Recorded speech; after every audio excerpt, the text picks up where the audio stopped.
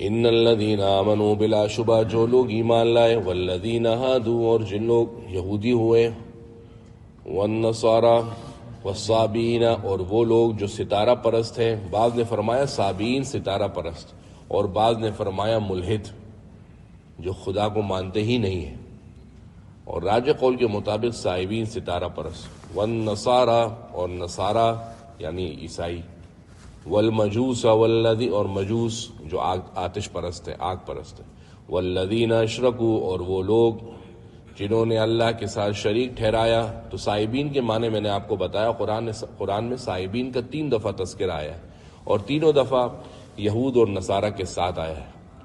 اللہ فرماتے ہیں ان اللہ یفصل بینہم یوم القیامہ، اللہ ان کے درمیان قیامت کے دن فیصلہ کر دے گا۔ ان اللہ علی کل شیء شہید، بلا شبہ اللہ ہر چیز پر گواہ ہے۔ الم تر اے مخاطب کیا تم دیکھتے نہیں، ان اللہ یسجد لہ کہ اللہ کے سامنے سجدہ کرتی ہیں، جھک جاتی ہیں، من فی السماوات ومن فی الارض جو مخلوقات آسمان میں ہیں اور جو زمین میں ہیں، والشمس والقمر اور سورج اور چاند، والنجوم اور ستارے، والجبال والشجر اور بڑے بڑے پہاڑ اور درخت، والدواب اور زمین پر رینگنے والے سب جانور، آگے وَكَثِيرٌ مِّنَ النَّاسِ اور بہت سے لوگ، وَكَثِيرٌ حَقَّ عَلَيْهِ الْعَذَابُ اور ایسے بھی کتنے ہی کثرت سے لوگ ہیں جن پر عذاب ثابت ہو گیا۔ وَمَن يُهِنِ اللَّهُ اور جس کی اللہ اہانت کر دے، فَمَا لَهُ مِن مُّكْرِمٍ تو کوئی اس کو عزت دینے والا نہیں۔ اللہ کو سجدہ کیسے کرتے ہیں؟ کیا اس سجدے سے مراد سجدہ ظاہری ہے کہ باقاعدہ جھک کر سجدہ کرتے ہیں، یا سجدہ باطنی ہے؟ اگر مانوی سجدہ مراد ہے کہ اللہ کی اطاعت کرتے تو ٹھیک ہے، اور اگر ظاہری سجدہ مراد ہے تو بھئی آسمان اور زمین سجدہ کر کیسے سکتے ہیں؟ سورج اور چاند سجدہ کر کیسے سکتے ہیں؟ اس کے بارے میں ساری تفصیل پہلے گزر چکی ہے۔ سورج کی تفصیل تو بہت آسان سی بات ہے، مسلم شریف کی حدیث سے ابو ذر رضی اللہ عنہ سے اللہ کے نبی نے پوچھا، ابو ذر جانتے ہو سورج روز کہاں جاتا ہے؟ فرمایا اللہ و رسول عالم، اللہ اور اس کا رسول بہتر جانتا ہے کدھر جاتا ہے۔ بولا روز غروب ہونے کے بعد اللہ کے پاس جاتا ہے، اس کو سجدہ کرتا ہے اور اس سے اجازت لیتا ہے، تو اجازت مل جاتی ہے۔ ایک دن ایسا بھی آئے گا جس دن اجازت مانگے گا تو نہیں ملے گی اور حکم ہوگا مغرب سے واپس نکل جا۔ بس جس دن سورج مغرب سے واپس نکلے گا اس کے بعد پھر یہ قیامت کی ایسی بڑی نشانی ہوگی کہ اس کے بعد توبہ قبول نہیں ہوگی، اور اس وقت قیامت کے زلزلے اور فتنے خوب ظاہر ہو جائیں گے۔ وَمَن يُهِنِ اللَّهُ اور جس کی اللہ اہانت کر دے، ذلیل کر دے جس کو اللہ، فما لہ من مکرم اس کو کوئی عزت دینے والا نہیں۔ ان اللہ یفعل ما یشاء بلا شبہ اللہ جو چاہتا ہے کرتا ہے۔ یہاں پر سجدہ ہے اور سجدہ کرنا واجب ہے، سجدہ تلاوت ہے۔ ہاذان تاکہ آپ سجدہ کریں، بھول نہ جائیں۔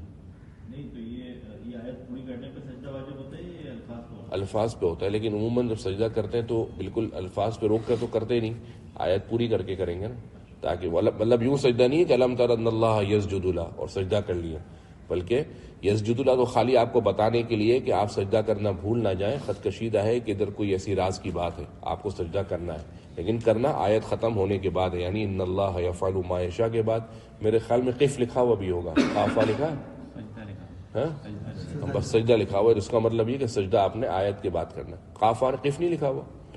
ہاذان خصمان یہ دو گروہ ہیں، کون سا گروہ؟ پہلے ان اللہ یدخل الذین آمنوا گزرا، ایمان والوں کا گروہ، اور اس کے بعد گزرا ان الذین آمنوا والذین ہادوا والصابین والنصارى، ان لوگوں کا گروہ، یہ دو گروہ ہیں۔ اختصموا جھگڑا کرنے لگے، فی ربہم اپنے رب کے معاملات میں، فالذین کفروا اب پہلے گروہ کا تذکرہ کہ جنہوں نے کفر کیا، قطعت لہم ثیاب من نار ان کے لیے کاٹے جائیں گے کپڑے آگ کے، یعنی وہ ایسے آگ کے کپڑے پہنائے جائیں گے جو ان کے پورے جسم پر فٹ ہو جائیں گے، کاٹ کاٹ کر ان کو پہنائے جائیں گے۔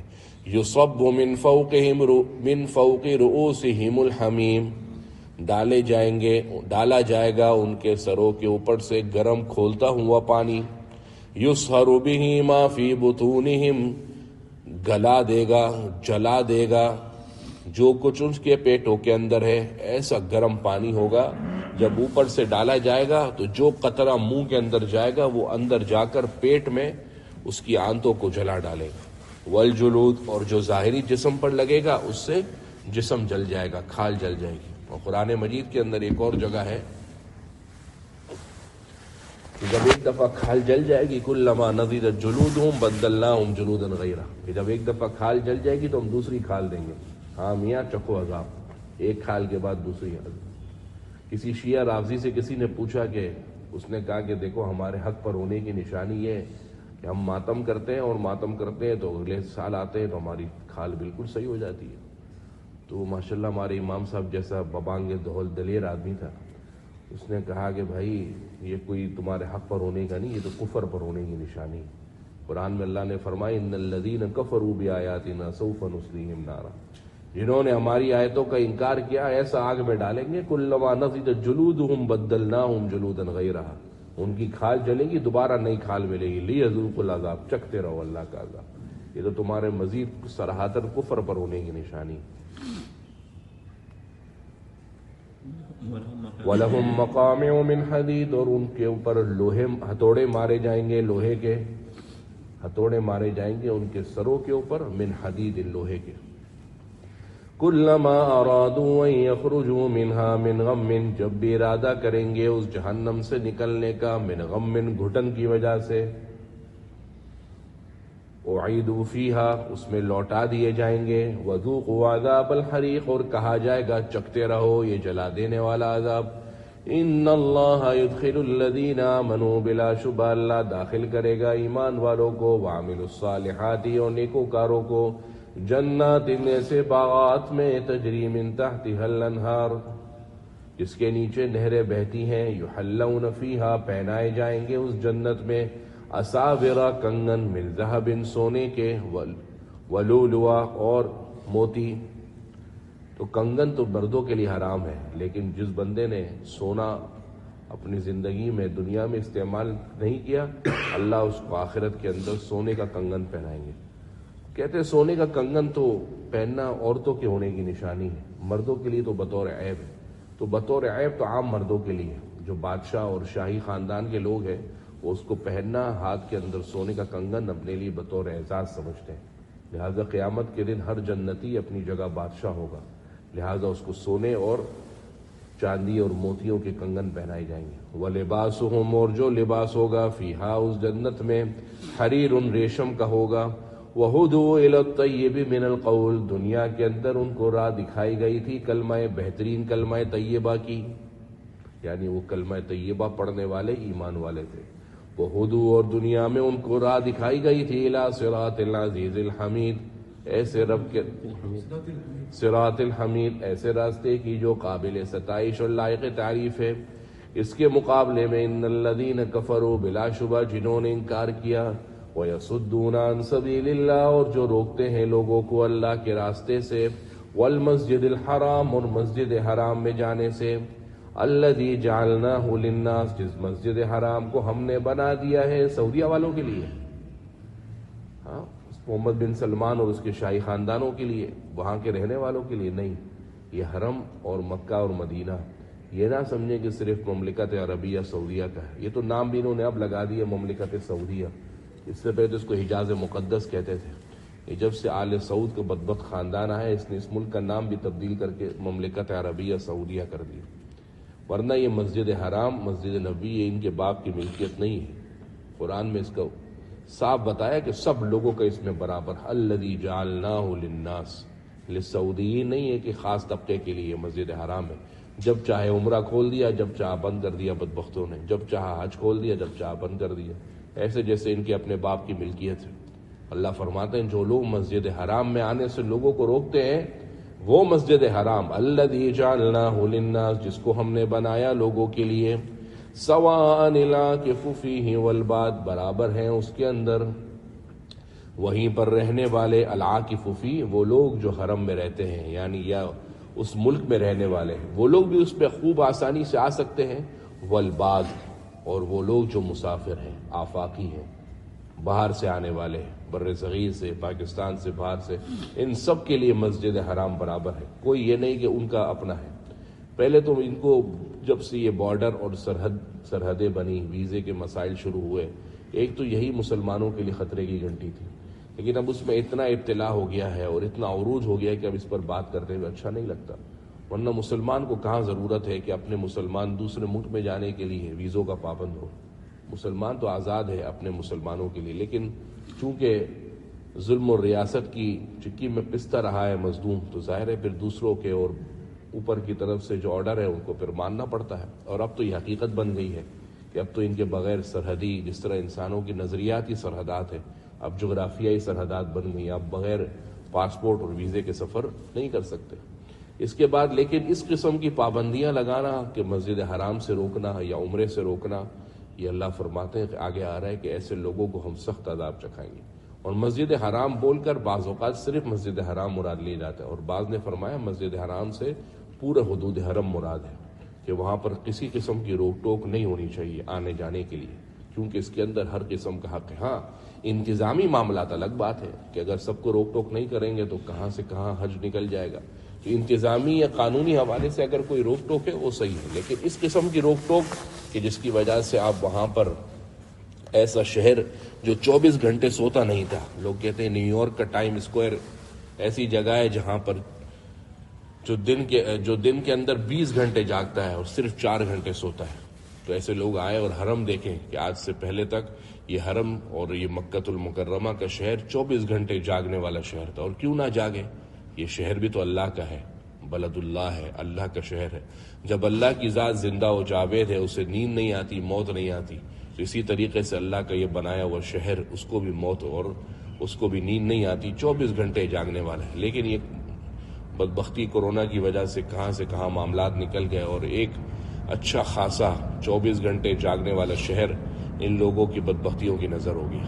اور اس سے صرف یہ مراد نہیں کہ مسجد حرام، بلکہ ہر وہ جو جگہ جو اللہ کے نام پر بنائی گئی ہے مسجد، وہاں پر آنے سے لوگوں کو روکنا، ایسے لوگوں کے لیے سخت عذاب ہے. کورونا کے اندر مسجدوں میں نہ جائیں، ادھر نہ جائیں، ادھر نہ جائیں. اور اسی طریقے سے جو آج کل ہمارے سرپھرے چیف جسٹس صاحب ہیں، عمارتوں کو، مساجد کو گرانے کا حکم دے رہے ہیں، یہ بھی اسی زمرے کے اندر داخل ہے. وہ مسجدیں جو اللہ کے نام کے لیے بن گئی ہیں وہ قیامت تک بن گئی، حتیٰ کہ فقہا نے یہاں تک لکھ دیا ہے کہ اگر خدا نخواستہ کسی نے غصب کر کے، غصب مطلب قبضہ کر کے مسجد کسی جگہ بنا دی اور اس مسجد میں لوگوں نے نمازیں پڑھنا شروع کر دی اور وہ مسجد آباد ہو گئی، تو اگر ایسے موقع پر اگر آرڈر ملتا ہے کہ بھائی چونکہ یہ قبضے کی جگہ پر ہے مسجد ڈھا دو، تو یقیناً یہ شاعر اسلام کی توہین ہے کہ آپ مسجد کو ڈھا دیں.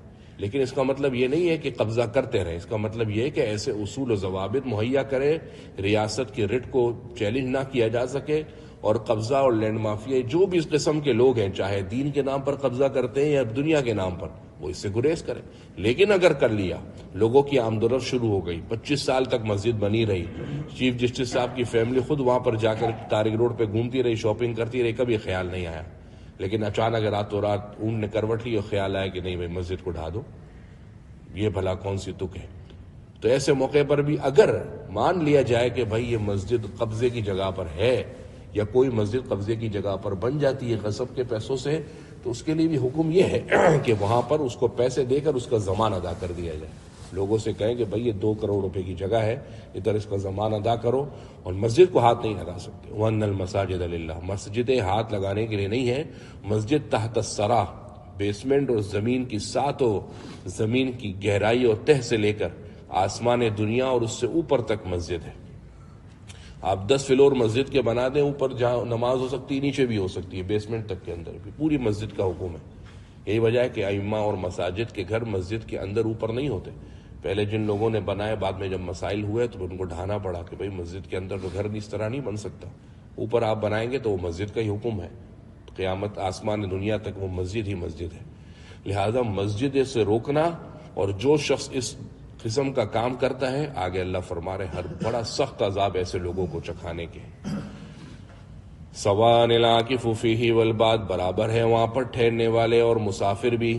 ومن یرد فیہ بالحاد، اور جو کوئی ارادہ کرے گا اس مسجد حرام میں کسی قسم کی بدبختی کا، بظلم، ظلم کے ساتھ، نذقہ من عذاب علیم، ہم اس کو چکھائیں گے سخت عذاب.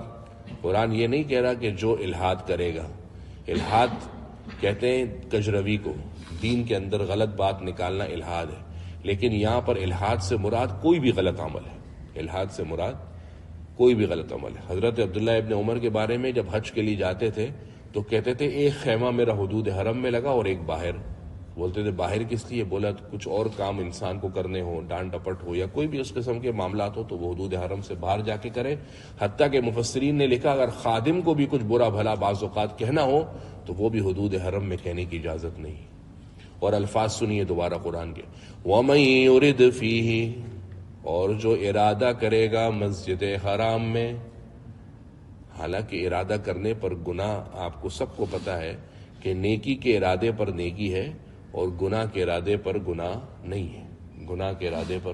لیکن مسجد حرام وہ جگہ ہے جہاں پر اگر آپ نے گناہ کا ارادہ بھی کیا، گناہ کیا نہیں، گناہ کا ارادہ بھی کیا تو نذقہ من عذاب علیم، سخت عذاب چکھا جائے گا۔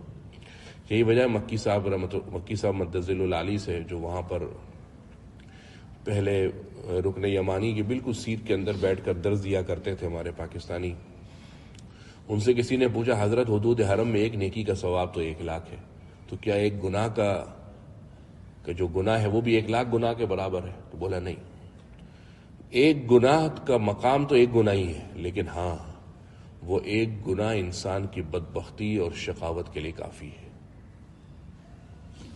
اب دیکھیں وَمَن يُرِدْ فِيهِ، حرم کے اندر گناہ کرنے سے گناہ کا کیا انجام ہوگا؟ قرآن تو کہہ رہا ہے ارادہ بھی کیا اگر حرم کے اندر بیٹھ کر کسی بھی قسم کا، نذقہ من عذاب علیم، ہم ایسے لوگوں کو سخت عذاب چکھائیں گے۔ وَإِذْ بَوَّأْنَا، یہ سورۃ الحج ہے، ظاہر ہے اس کے اندر حج کا ذکر ہے۔ اب یہاں سے حج کا، مسجد حرام کا تذکرہ ہوا اور یہاں سے اب حج کے احکامات اور حج کے معاملے میں کچھ تذکرہ ہے۔ وَإِذْ بَوَّأْنَا، جب ہم نے ٹھکانہ دیا، درست مقام دیا، لِإِبْرَاهِيمَ، حضرت ابراہیم کو۔ حضرت ابراہیم وہ نبی ہیں کہ جن کا ذکر قرآن مجید میں دوسرے نمبر پر سب سے زیادہ آیا، 59 مقامات پر حضرت ابراہیم کا نام آیا۔ مکان البیتی، یہ خانہ کعبہ حضرت ابراہیم نے تعمیر نو کی تھی، لوگ سمجھتے ہیں بنایا ہی حضرت ابراہیم نے، اس کی بنیادیں تو حضرت آدم کے زمانے سے بنی ہوئی ہیں، اور اس سے بھی پہلے سے یہ جگہ بیت اللہ زمین کا جو کہ سینٹر ہے اس کے لیے مختص ہے۔ حضرت ابراہیم نے تو اس کو دوبارہ نئے سرے سے تعمیر نو کر کے بنایا، اور اس وقت اللہ کا گھر ایسا تھا جو اس میں حتیم بھی شامل تھا۔ اس کے اندر کیا شامل تھا؟ حتیم کا جو حصہ ہے وہ بھی شامل تھا، اور حضور کے زمانے کے اندر تک شامل تھا۔ جب دوبارہ تعمیر ہوئی تو اللہ کے نبی صلی اللہ علیہ وسلم نے اس کو دوبارہ شامل کر دیا۔ پھر دوبارہ تعمیر کے اندر وہ حصہ پیسے کم ہونے کی وجہ سے حرام رقم مل گئی تھی، حلال رقم میسر نہیں تھی، اس کو دوبارہ الگ کر دیا۔ پھر حجاج نے کہا کہ بھئی چونکہ حضور کے زمانے میں تو حلال رقم میسر نہیں تھی، اس لیے حضور نے الگ کیا تھا، میں اس کو دوبارہ ملا دیتا ہوں تاکہ حضور کی خواہش پوری ہو جائے۔ تو حضرت عبداللہ ابن زبیر نے سختی سے منع کیا، بولا یہ کوئی بادشاہوں کا کھیل تھوڑی ہے کہ آج تمہارے پاس رقم ہے تو تم پورا لے لو، کل رقم پھر کم ہو جائے تو آدھا کر لو، یہ کھیل تماشا بن جائے گا۔ یہ خانہ کعبہ کھیل تماشے کی جگہ نہیں، بس جو بن گیا بس قیامت تک کے لیے اب ایسا ہی رہے۔ یہی وجہ ہے کہ اس کے بعد سے آج تک کسی نے اس خانہ کعبہ کو الگ کرنے کی، اس کو اوپر نیچے کرنے کی کوشش نہیں کی، ورنہ حجاج بن یوسف کر دیتا اور اس وقت صحابہ یوں کہہ کر خاموش ہو جاتے کہ حضرت حضور کی خواہش تو تھی کہ یہ خانہ کعبہ پورا مل جاتا ہے، لیکن حلال پیسوں کی وجہ سے نہ مل سکا۔ تو حجاج بن یوسف کے بعد دوسرا بادشاہ آتا، وہ اپنے حساب سے بناتا، پھر تیسرا بادشاہ آتا تو بادشاہوں کا کھیل بن جاتا۔ تو ہم نے حضرت ابراہیم کو بیت اللہ میں ٹھکانہ دیا اور کہا اللہ تشرک بی شیئا، میرے ساتھ کسی کو شریک مت ٹھہرانا، وطہر بیتیا، اور میرے گھر کو پاک رکھنا، للطائفین، طواف کرنے والوں کے لیے، والقائمین، اور کھڑے ہو کر عبادت کرنے والوں کے لیے، والرکع السجود، اور رکوع اور سجدہ کرنے والوں کے لیے۔ پاک رکھنے سے مراد یہ بھی ہے کہ گندگی سے، کس قسم کی؟ شیطانی ہتھ کنڈوں کی، غیر اللہ کی عبادت سے، بتوں سے، ان سے پاک رکھنا۔ اور ایک پاکی کا مطلب صفائی ستھرائی بھی ہے۔ اس وقت ہمارے ملک کے اندر ہی نہیں بلکہ پوری دنیا میں خادموں کی عزت نہیں ہے، مسجدوں کے جو خدماء ہوتے ہیں ان کی عزت نہیں کی جاتی، حالانکہ مسجد کی خدمت تو حضرات انبیاء کا شیوا اور وظیفہ ہے۔ حضرت ابراہیم کو مسجد کا خادم مقرر کیا جا رہا ہے کہ مسجد کی صفائی ستھرائی رکھے اور مسجد کو صاف ستھرا اور پکا رکھے۔ یہ صرف خادموں کا کام نہیں ہے بلکہ ہم میں سے ہر نمازی کا کام ہے. لہٰذا یہ جو خدمت کرنے والے مساجد کے خدماء ہوتے ہیں ان کو حقیر نہیں جاننا چاہیے. در حقیقت یہ وہ کام کر رہے ہیں جو انبیاء کیا کرتے تھے اور جو انبیاء کا وظیفہ تھا. کہ اللہ خود کہہ رہا ہے حضرت ابراہیم سے کہ آپ میرے گھر کی صفائی رکھیں اور پاک رکھیں. وَأَذِّنْ فِي النَّاسِ بِالْحَجِّ، اور لوگوں کے اندر اعلان کروا دے حج کا. اور اے نبی ابراہیم آپ لوگوں کے اندر حج کا اعلان کر دیں. حضرت ابراہیم کو جب حکم ہوا بیت اللہ کی تعمیر کے بعد کہ آپ لوگوں کے درمیان منادی کروائیں، اعلان کروائیں، تو حضرت ابراہیم نے کہا کہ اے اللہ میری آواز کدھر تک جائے گی؟ تو اللہ نے فرمایا کہ ابراہیم تمہارا کام پکارنا ہے، ہمارا کام پہنچانا ہے. چنانچہ حضرت ابراہیم نے جبل ابو قبیس کے اوپر کھڑے ہوئے اور وہاں سے کھڑے ہو کر ندا دی کہ اے لوگو اللہ کے گھر حج کی طرف آ جاؤ. لوگوں کو حج کی طرف منادی. چنانچہ روایات کے اندر ہے کہ ہر وہ شخص جس نے حضرت ابراہیم کی اس پکار پر لبیک کہا، چاہے وہ اس وقت زندہ تھا یا اس وقت ماں کے پیٹ میں تھا یا اس وقت تک ماں کے پیٹ اور باپ کی پیٹھ میں بھی نہ تھا بلکہ ابھی تک اس کی زندگی کا کوئی تصور ہی نہ تھا، جس نے عالم ارواح میں جتنی دفعہ لبیک اللہم لبیک پڑھا اتنی ہی دفعہ اللہ اس کو حج کی توفیق دے گا. اتنی دفعہ اللہ اس کو حج کی توفیق دے گا. لبیک اللہم لبیک.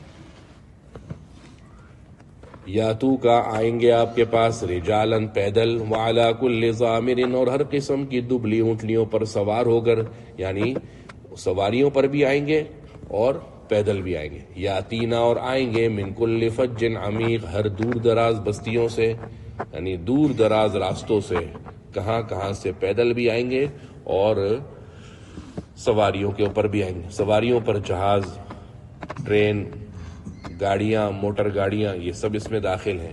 اور پیدل اب بھی جانے والے ہیں. ایسے لوگ بھی ہیں جو اب بھی ایک ملک سے دوسرے ملک تک پیدل سفر بھی کرتے ہیں، یا مکہ سے لے کر مینا تک اور حدود حرم تک پیدل سفر کرتے ہیں. لیشہدوا منافع لہم، تاکہ حاضر ہو جائیں اپنے دینی منفعت کے لیے، کہ وہاں پر جائیں گے دین کا فائدہ ہے. وَيَذْكُرُوا اسْمَ اللَّهِ، اور لیں اللہ کا نام، فی ایام معلومات، ان معلوم دنوں کے اندر، یعنی 10، 11 اور 12 اس کے اندر اللہ کا نام لیں. کس پر لیں؟ عَلَىٰ مَا رَزَقَهُم مِّن بَهِیمَةِ الْأَنْعَامِ، جو اللہ نے دیے ہیں ان کو چوپایوں میں سے، مویشیوں میں سے. اللہ کا نام لیں یعنی وہاں پر قربانی کریں. 10 ذوالحجہ، 11 ذوالحجہ اور 12 ذوالحجہ کو اللہ کا نام لے کر اس پر قربانی کریں. اور جب کاٹ دیں اور گوشت بننے لگے، فَكُلُوا مِنْهَا، کھائیں اس میں سے خود بھی، وَأَطْعِمُوا، اور کھلائیں، البائس، ہر مصیبت زدہ شخص کو، الفقیرہ، محتاج کو.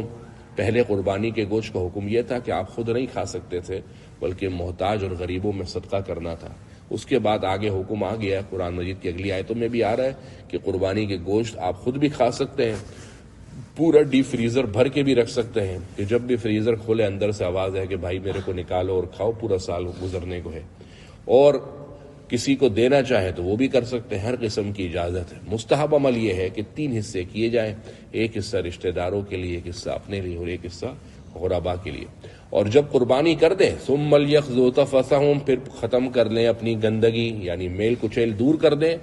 کیونکہ حاجی تو ہوتا ہے الحج والشعث والطفل، حج تو ہو ہی پراگندگی کا نام ہے. جو جتنا پراگندہ اور پراگندگی کے ساتھ رہے گا اللہ کی رحمت اس کی طرف زیادہ متوجہ ہوگی. اب جب کہ قربانی ہو گئی، طواف ہو گیا، حلق کرا لیا، اب آپ اپنی گندگی دور کر دیجیے اور احرام سے فارغ ہو جائیے. وَلْيُوفُوا نُذُورَهُمْ، اور اپنی منتیں پوری کریں. بیان چل رہا ہے حج کا، درمیان میں منت کا تذکرہ اس لیے کہ وہاں پر جا کر جذبات کے اندر آ کے میں گھر جا کر یہ کروں گا اور میں وہ کروں گا اور میں نیک اعمال کروں گا، میں گناہ نہیں کروں گا. تو جتنی بھی مرادیں اور مانگیں اللہ سے مانگی ہوں، پھر جا کر بھولنا مت، بلکہ اپنی ان منتوں کو کیا کر لینا، پورا کر دینا.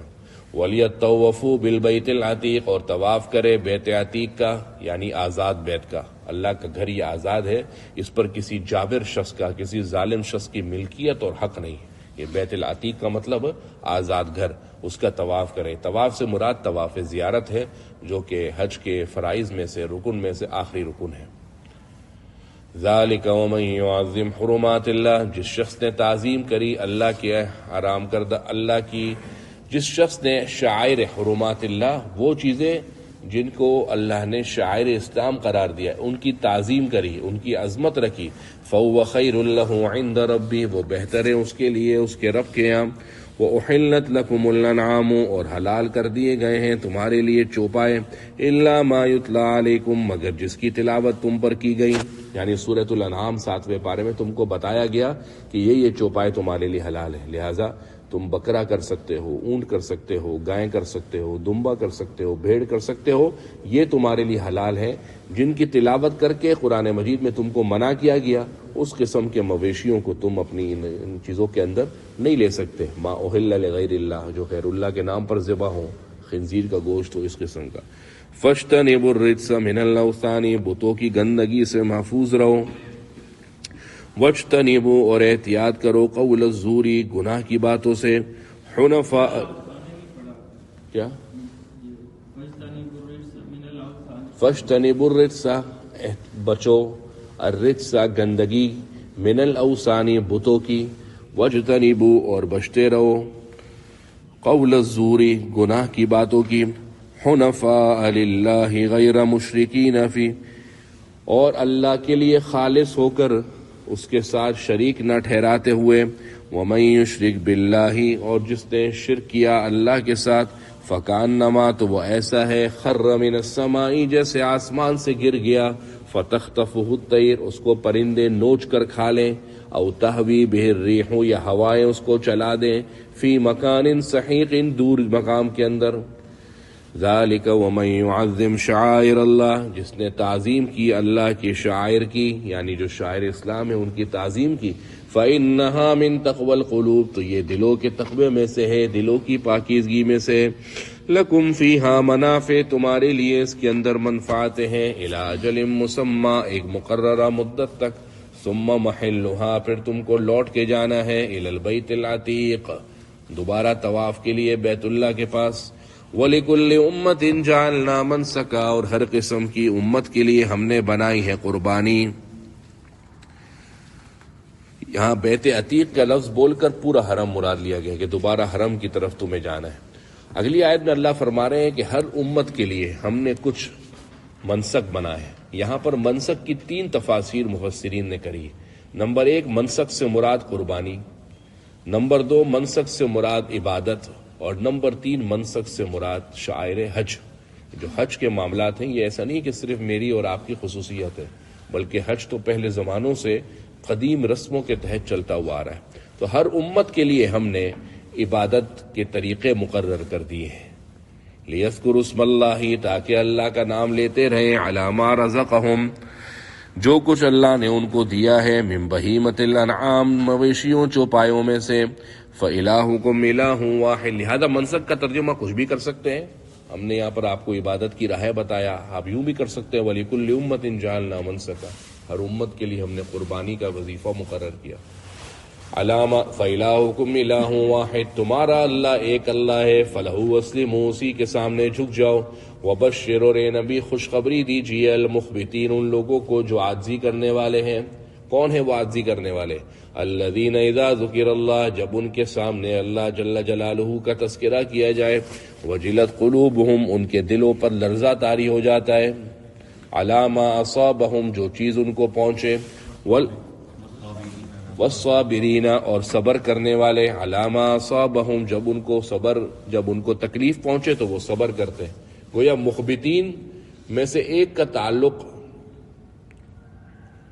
ذکر سے ہے کہ جب ان کے سامنے اللہ کا نام لیا جائے ان کے دلوں پر خشیت طاری ہوتی، اور دوسرا الصابرین علی ما اصابہم، کہ جب ان کو تکلیف پہنچتی ہے تو صبر کرتے ہیں۔ نمبر 3، والمقیم الصلاۃ، نماز کو قائم کرنے والے ہیں۔ نمبر 4، ومما رزقناہم ينفقون، جو کچھ ہم نے رزق دیا ہے اس میں سے خرچ کرتے ہیں۔ والبدن جعلناہا، یہ 4 شرائط مخبتین کی، 4 علامات ہیں۔ والبدن جعلناہا لکم، اور قربانی کے جانور، بدنا کہتے ہیں اونٹ کو، بدنا کہتے ہیں اونٹ کو، لیکن یہاں پر قربانی کے 5 جانور مراد ہیں جن کی قربانی کی جا سکتی ہے۔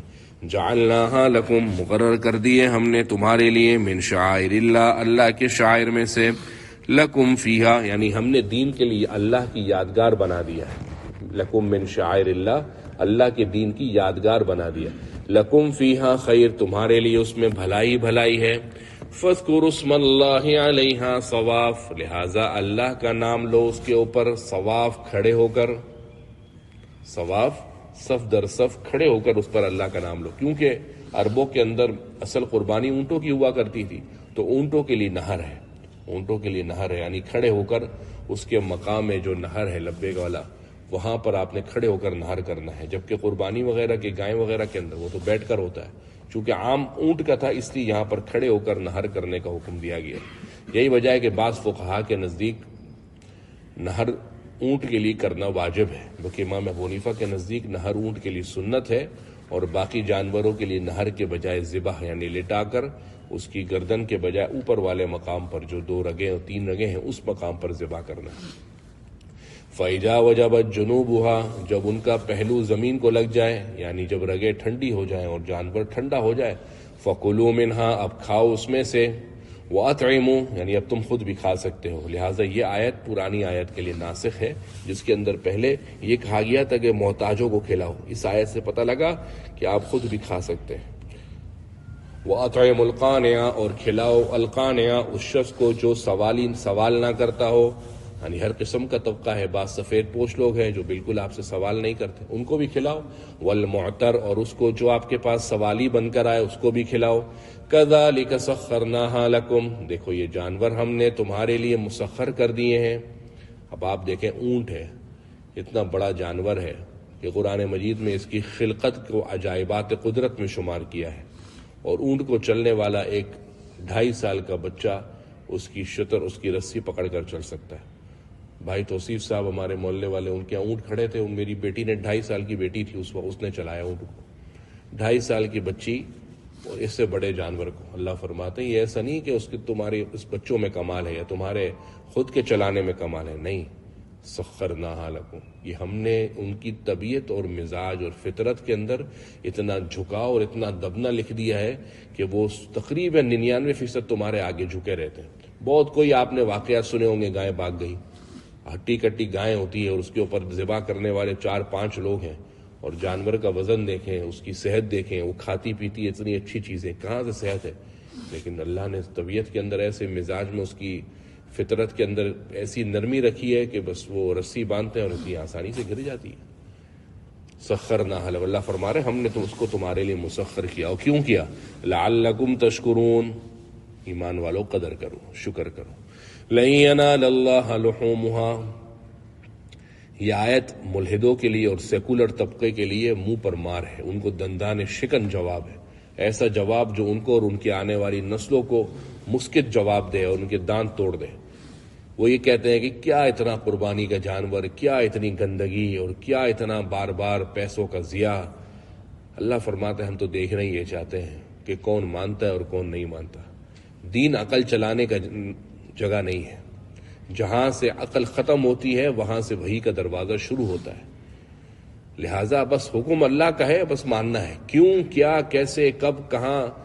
اتنی صفائی نہیں ہوتی، بھائی صفائی نہیں ہوتی تو صفائی کرو، یہ حکم تھوڑی کہ صفائی نہیں ہوتی تو بس پھر ہم قربانی کی نہیں کریں گے، ہم تو اس کے صدقہ کر دیں گے، کیوں کہ صفائی نہیں ہو سکتی۔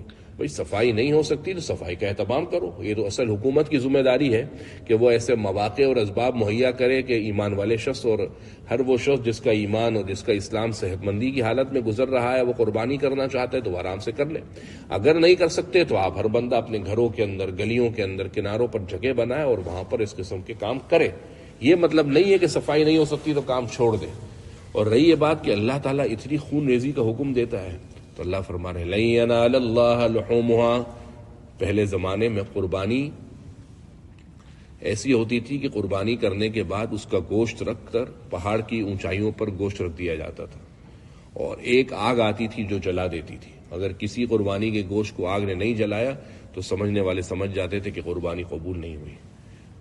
اللہ نے امت محمدیہ کے عیبوں پر پردہ ڈال رکھا ہے کہ جو لوگ دکھانے کے لیے قربانی کرتے ہیں، بظاہر تو ان کی بھی دیکھنے سے کوئی ایسا پرکھنا اور جانچ پڑتال نہیں ہے کہ آدمی کہہ سکے فلانے کی قبول ہے اور فلانے کی نہیں ہے، لیکن کیا قربانی کا گوشت کاٹنے کے بعد گوشت اللہ کو ملتا ہے، خون اللہ کو پہنچتا ہے۔ لن ینال اللہ لحومہا اللہ کو نہ گوشت پہنچتا ہے، ولا دماء ہوا نہ قربانی کا خون، ولکن ینالہ التقوی منکم، لیکن اللہ کو پہنچتا ہے تمہارے دل کی پرہیزگاری، کہ آیا کون میری بات مانتا ہے اور کون میری بات نہیں مانتا۔ کذالک سخرھا لکم، ان قربانی کے جانوروں کو اللہ نے تمہارے لیے مسخر کر دیا، لتکبروا اللہ، تاکہ تم اللہ کی تکبیر کرو، اللہ کی بڑائی بیان کرو۔ یہی وجہ ہے کہ قربانی کے جانور ذبح کرتے ہوئے کسی نے پڑھا الصلاۃ والسلام علیک یا رسول اللہ، اور قربانی کا جانور ذبح کیا تو قربانی ادا نہیں ہوگی۔ لتکبروا اللہ، ہر وہ عمل جس سے اللہ کی کبریائی اور اس کی عظمت کا پتہ لگے، اس سے قربانی کا جانور آپ کے لیے حلال ہو جائے گا۔ اب چاہے آپ اللہ اکبر کہیں، اللہ الاکبر کہیں، جو بھی صیغہ، ہر وہ لفظ جو اللہ کی کبریائی پر دلالت کرے ہو جائے گا، لیکن مصنون عمل بسم اللہ اللہ اکبر کہہ کر ذبح کریں۔ علی ما ہداکم، جو اس نے تمہیں دینی راستے پر ہدایت دی۔ یہ مت سمجھنا کہ تم خود دین پر چل کر آئے ہو، ماں بیٹھے ماں کی گود میں دین دے دیا اللہ نے۔ وبشر، اور خوشخبری دے دیجئے، المحسنین، ان لوگوں کو جو نیکوکار ہیں، اور ایسے لوگ جو نیکوکار ہیں ان کو کیا دے دیں؟ خوشخبری دے دیجئے۔